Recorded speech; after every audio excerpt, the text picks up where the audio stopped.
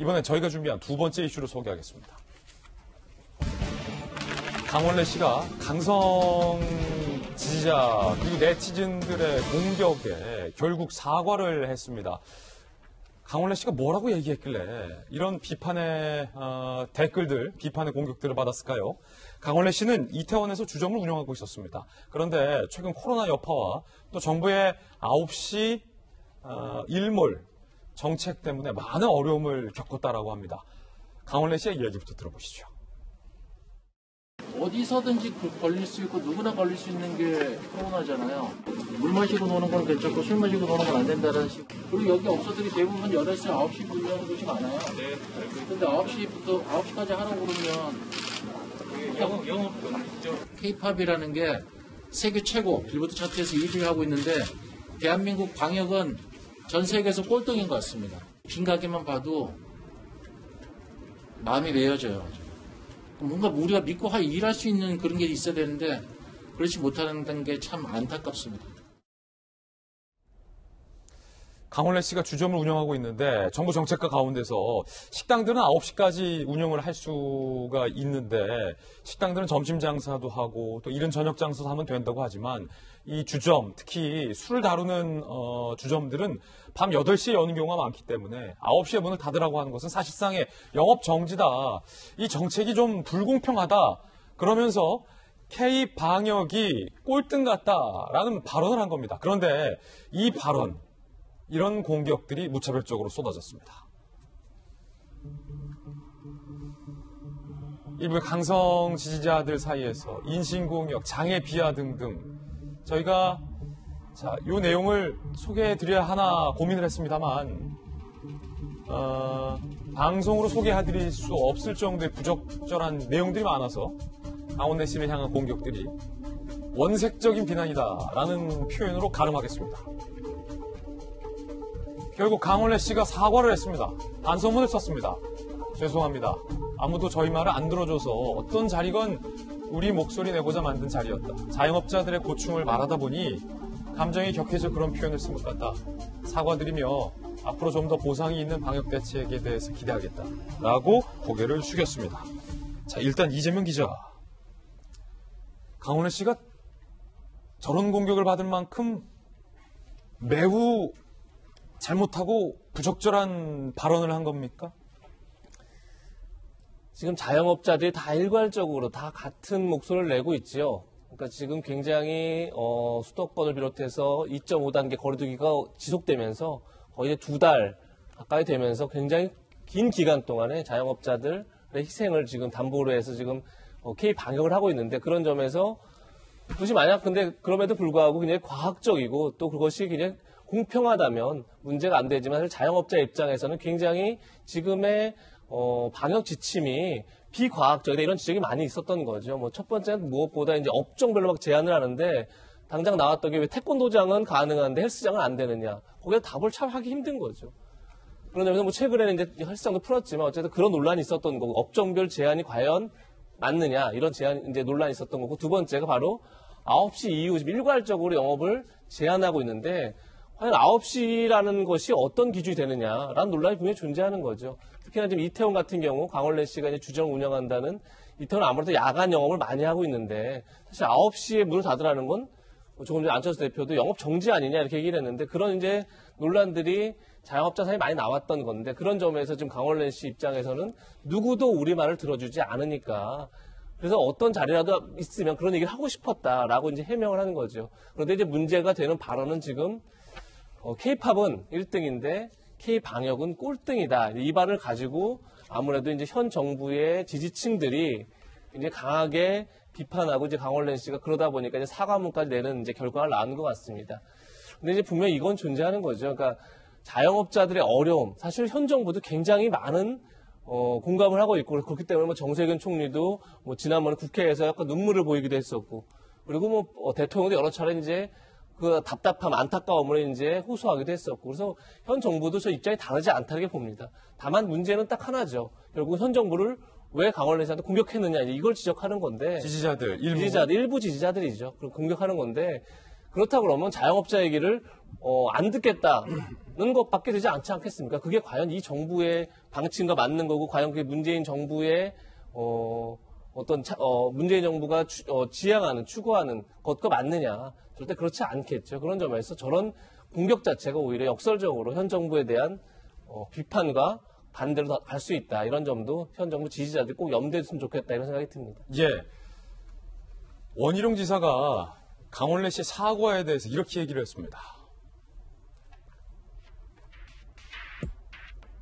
섬뜩한 폭력을 봤다. 이런 폭력이 토론을 더 흥미롭게 만들어주는 양념 같은 것이냐. 있을 수 없는 일이다.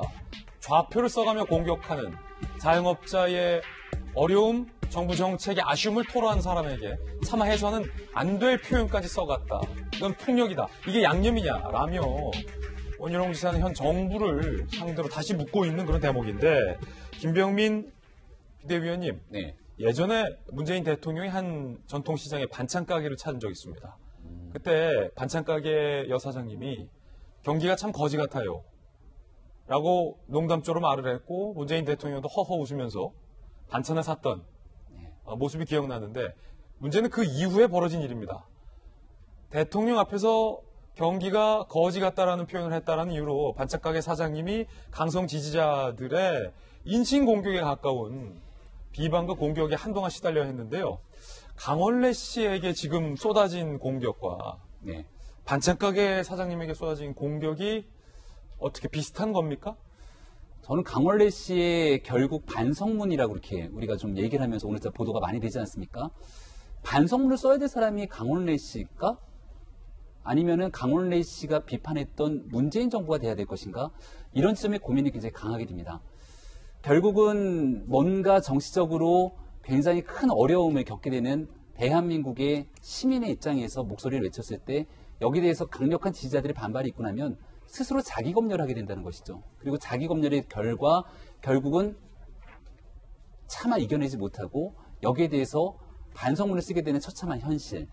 저는 이 이태원에 있게 되는 자영업자들의 고충을 현 정부가 조금이라도 생각했다면 더불어민주당에 책임 있는 정치인들 혹은 이 방역을 총괄적으로 책임지고 있는 문재인 정부에서 과연 저 현장을 얼마나 찾아가서 목소리를 들으려는 노력이 있었을까 한번 좀 반문해 보고 싶습니다.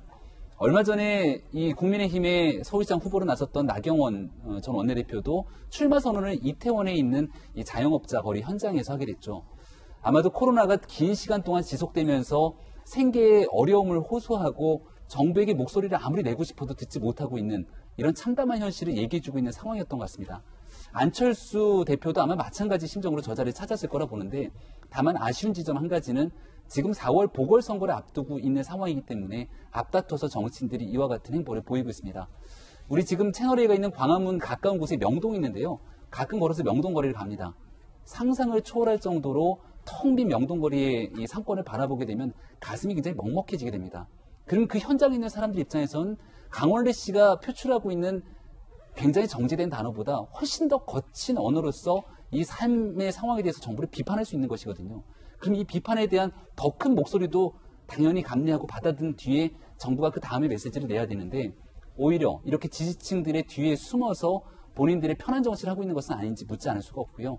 이쯤 되면 문재인 대통령도 마찬가지고 정치인들이 지지층들에게 더 강력하게 책임의식을 갖고 목소리를 낼 수 있는 사람들이 나서야 된다고 생각합니다. 제발 이런 일들에 대한 문자 폭탄이나 그리고 상대방에 대해 격한 상처를 줄 수 있는 댓글 같은 부분 제발 좀 자제해달라는 말 한마디가 그렇게 어려운지 다시 한번 좀 더불어민주당의 의원들과 그리고 문재인 대통령에게 좀 묻고 싶습니다. 예, 물론 강원래 씨 발언을 두고 아쉬움을 지적하는 지적도 많습니다.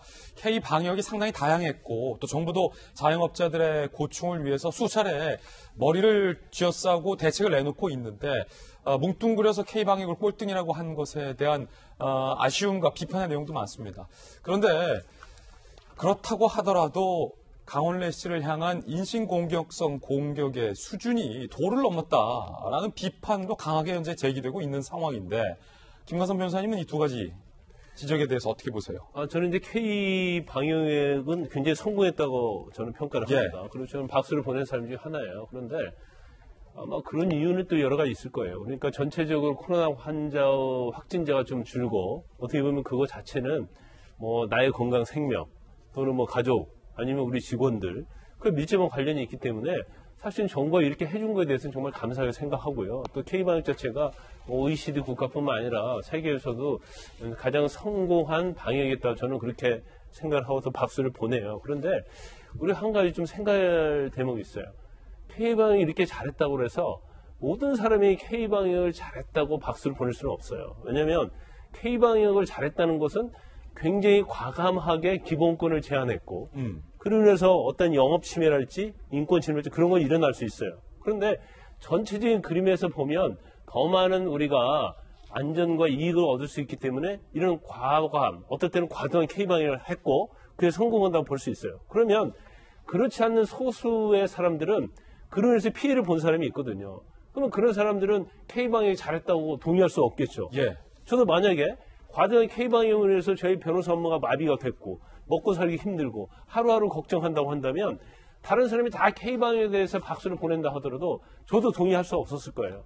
강원래 씨 입장에서 보면 자기의 생계와 관련된 저러한 주점 운영 자체가 그야말로 성공한 K방역 때문에 피해를 입었기 때문에 본인의 주관자 입장에서는 저 K방역이 잘 됐다고 볼 수 없는 거예요. 예. 남들은 다 1등이라고 얘기하지만 본인 입장에서는 꼴등이라고 생각할 수 있는 거거든요. 그러니까 다른 생각을 했다 해서 그걸 갖다 무차별적으로 공격하고 비난하고 이것은 맞지 않다. 비난하기에 앞서서 내가 강원래의 입장에 있으면 어떻을까. 그걸 한 번쯤 생각해보면 저는 무차별적인 공격은 없었을 거라 이렇게 봅니다. 예.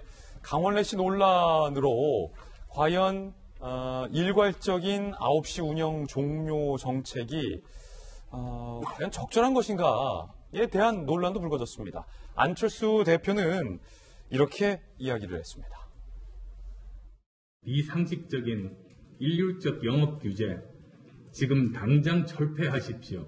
코로나19 바이러스가 무슨 야행성 동물입니까? 저녁 9시까지는 괜찮고 그 이유는 더 위험합니까? 과학적 기준으로 새로운 사회적 거리두기 방법을 도입해야 합니다. 그 기준을 엄격히 준수한다는 전제하에 영업을 허용하면 됩니다.